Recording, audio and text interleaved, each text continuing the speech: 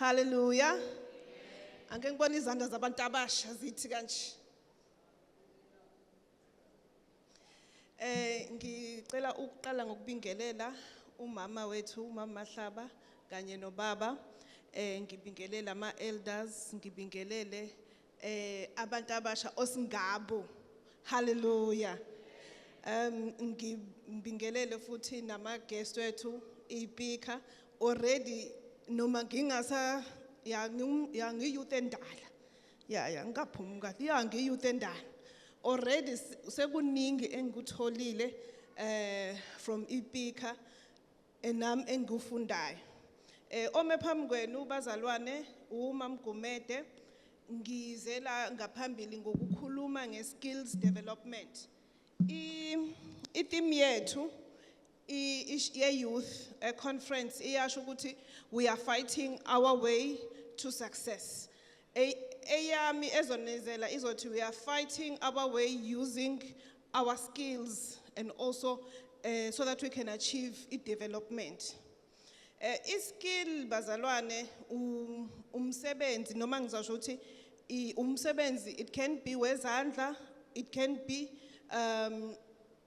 wezandla, it can be njengoba umncomba khuluma o agriculture, kungaba futhi wama services. Into ebalekile nekufune siyazi ukuthi kulesikhathi samanje isikhathi sethu sesishintshile. We as the youth and as young people, we must adapt to change. Why am I saying that? Indlela, for example, sasithola ngayo umsebenzi in the 90s or in the early 2000s seshintshile. Obaba bethu bebafika bame gate ema-factory kuthiwe wena ongemuva ufaka isigcoko esired ngena kwaqashwa kanjalo. Omama bethu beme futhi ema-gate kuthiwe sidinga wena nawe ngena ne-factory. Manje usangakwenza lokho? No. Sesenza njani? Sesiya emaila ama-CV, sesenza izinto ehlukahlukene akusafani. So times have changed. Noma nokufunda kwethu esikwenzayo, as much as it hasn't changed that much education system, sisahlala emaklasini sasuka sema-tertiary, but indlela esekusetshenzwa ngayo noma kwenziwa izinto ngayo akusafani. Previously nangabe for example you were a marketing student, uyahamba ufunde wenze marketing mase ufaka iCV yakho uyaqashwa kuleyo marketing firm or company. Manje sekufuna eqale wenze njani? Ube ne social media account, ube no TikTok, ube no Instagram, uvloge, ube ne following. They hire marketing students through the following they have on social media. Ngobe awukwazi ukuthi wena uyibiza ngomuntu we-marketing, kepha awukwazi ukuyimaketha wena.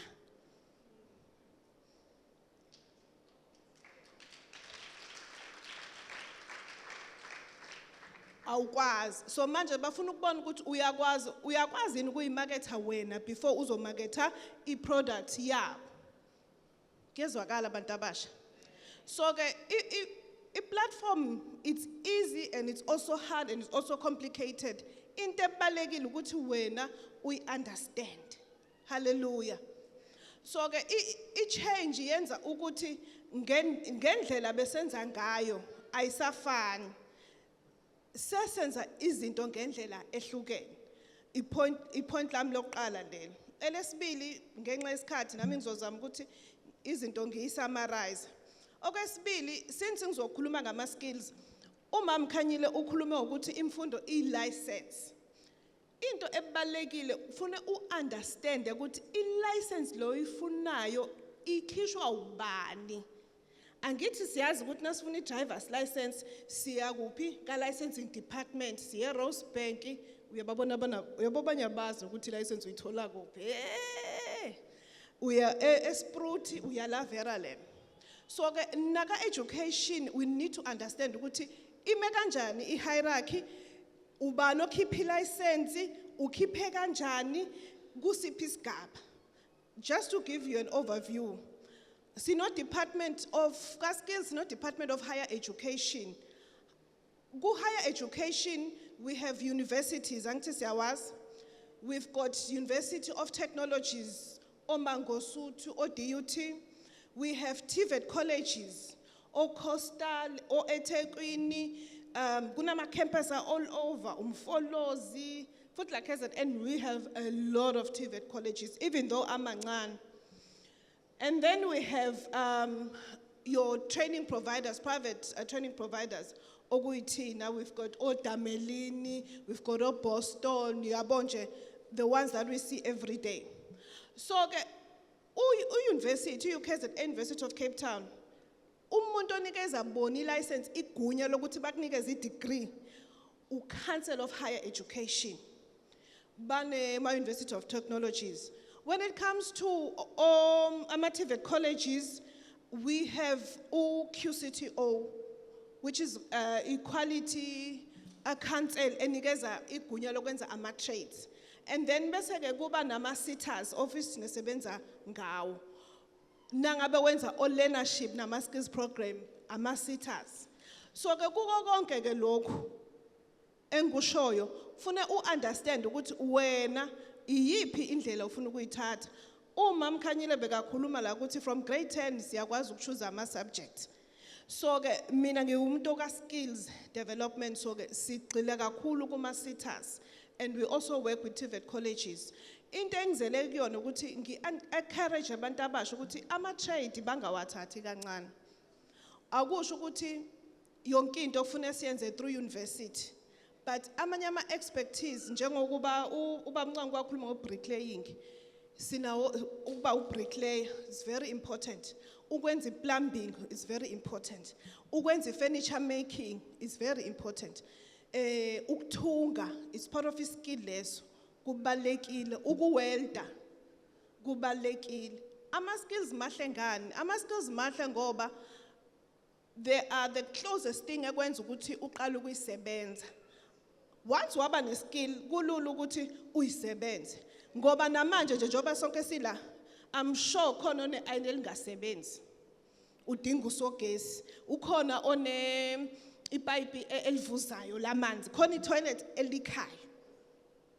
Ngoba njoba ngiqale ngakhuluma nge-change, sesino-AI manje. Kuyashiwo ukuthi ama-careers amaningi asazawu-replace in the next 10 years, azo-replacewa yini i-AI. But iskill kuthiwa angeke si-replace. Ngoba kunzima ukuthi noma bangalakha i-robot ezolungisa i-leak, angeke likwazi ukuyongena ngaphansi kwe-toilet. Hallelujah. So ke ama-skills abalekile bazalwane ngandlela esimanga. Ukupheka it's a skills. Ukupheka ube uchef iskill leso esihlukile. Uyakwazi futhi ukuthi uqale phansi ngoba ama-TVET mahle ngani nama-learnership mahle ngokuthi akwazi ukukunikeza i-base, i-foundation. Bese ke na ubona ukuthi ufuna ukunyusa izinga usuyakwazi ukuba elevated, but i-basic uba nayo. Ukuthunga nje siyeke sibe nama-class okuthunga bakufundise ukukhatha ukuthi iphepha ngiyazi umama wethu ungumthungi ukuthi ukhatha njani, ukuthi ujoyina njani indwangu, o-fashion design. Into engeke soze ya replacewa leyo. So ke uku-understand ukuthi kuyasiza ukuthi sisanda sokuthi how do we choose i-skill. Ngoba njengoba uMama Khanyile uke wakusho ukuthi ziningi izinto ozalwa nazo, but kufuna u-understand ukuthi wena ikuphi o-strong ikona, ikuphi okuthandayo, which will make you excel in that thing that you do. Ngoba i-skill sense ukuthi ezukhula ekusimasterisheni njengoba ngizosho i-point lam elandela ethi ukuspecialize. Ukuthi nangabe ususazile i-skill sakho, now you need to specialize. Why the specialization? Ukuspecialize abantu abasha ukuthi manje salwe ukhetha ke manje uthi okay njengoba okay ngenza i-furniture. I-furniture is very wide. Kunokwenza sofa, that's upholstery. Kunokwenza amakhabethe, that is cabinetry. Mase siba ne-carpentry yaka-construction. I-carpentry yaka-construction ukwenza icabha. Yazi lento ungayithatha kalula uthi isicabha sivele sifike sifakwe u-carpenter or under construction. Ukufaka isilingi is part of carpentry, say furniture but ngendlela yaka construction. Ukufaka isilingi, ukufaka inloka amakapa phezulu, lamaplango before a roof. So then ngenangabe uyachoose ukuthi okay mina ngizoconcentrate ko sofa. Ko sofa kunendlela endala yokwenza sofa. Mase kuba nendlela entsha. Because of change, everything now is moving forward. Kunama trends afikayo, kunama trends aphumayo.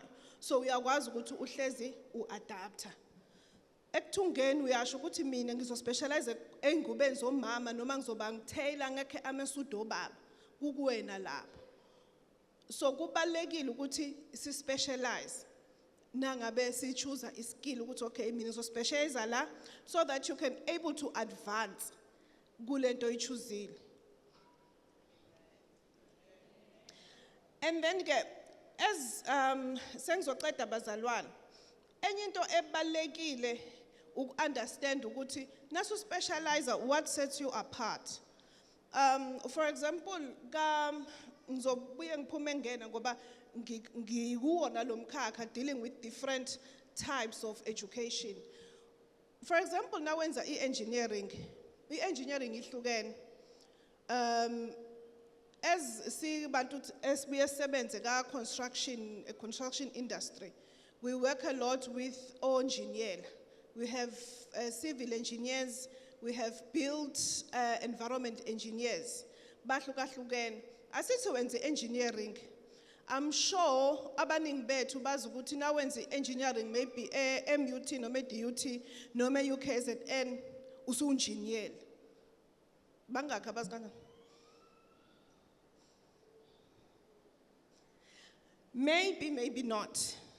If usuqedile for example diploma yakho noma degree yakho yaka civil engineering, whether uyenze TVET or University of Technology or UKZN, you are an engineer or a technician. Nangabe usuqedile leyo diploma se into ebalekile manje ukuthi sale uyothola license yesibili ye registration yokuthi ukwazi manje ukusebenza as an engineer or a technician. Uregister kunama bodies akhona akunikeza bathi a PR registration ukuthi uyi professional. Ngoba manje njengoba izimo sishintsha nama license aya ngokuba advanced, nama site osebenza kona aba advanced.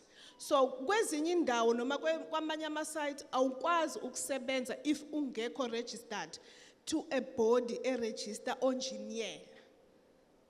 Ayahlukahlukana ke o built environment ngokuhlukahlukana kwawo. So into ebalekile ukuthi nangabe uyitholile basic advance phela yiba PR technician bese ke uthola experience.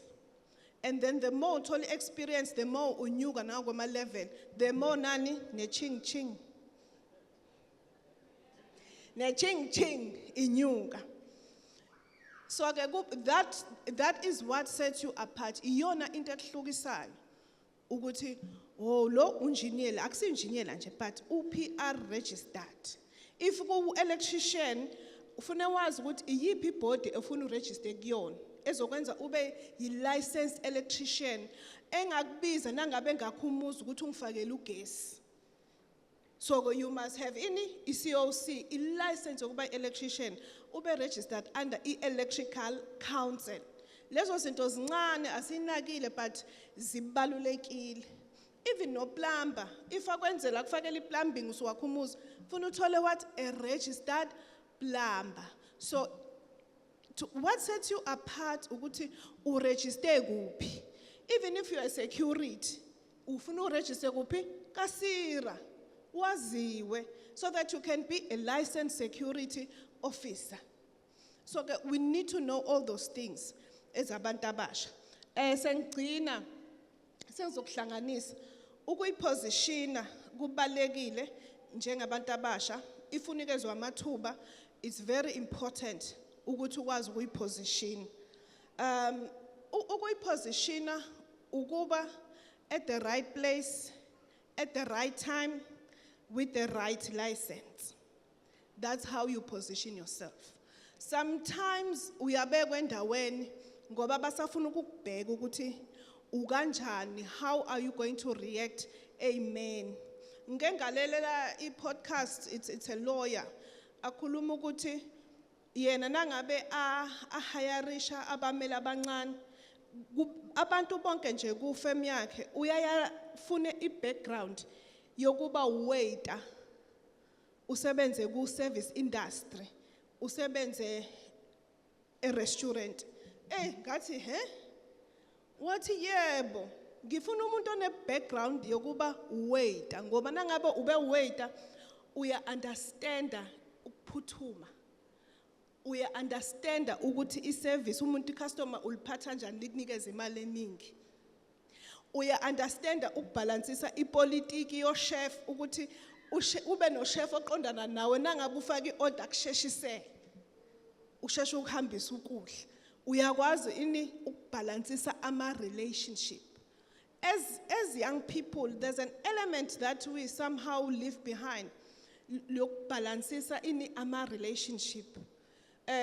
We usually have, as skills, sibuye sibe nama funding or from SETAs yoku hosta ama intern othola ukuthi umuntu uqedile tertiary education usedinga in service training.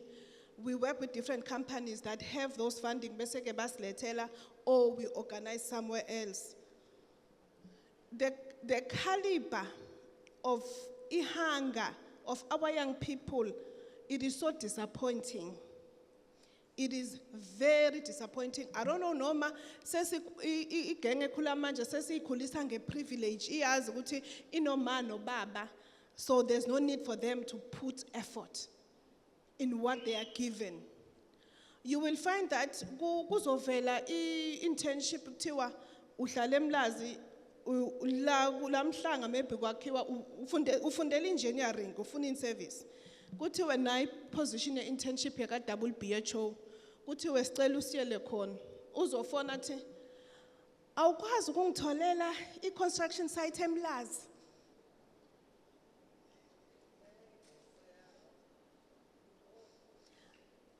Mina ngisemtubatuba nje angikwazi nje ukuthi ngingasuka lapho ngize eThekwini.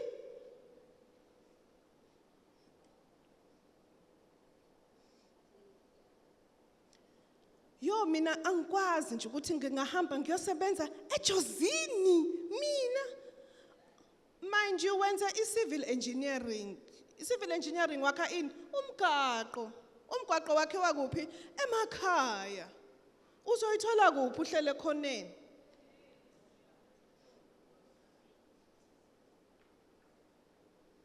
Uzoyithola kuphi uhlele khoneni? So when we talk about positioning, when we talk about hunger, I would like to plead with you young people, ake nibe hungry. Angeke thina abazali sibe hungry for you. Uwena ufuna ube hungry. Singakhuluma sicede la sithini but if uzohlala phansi ayikho into ezokusiza.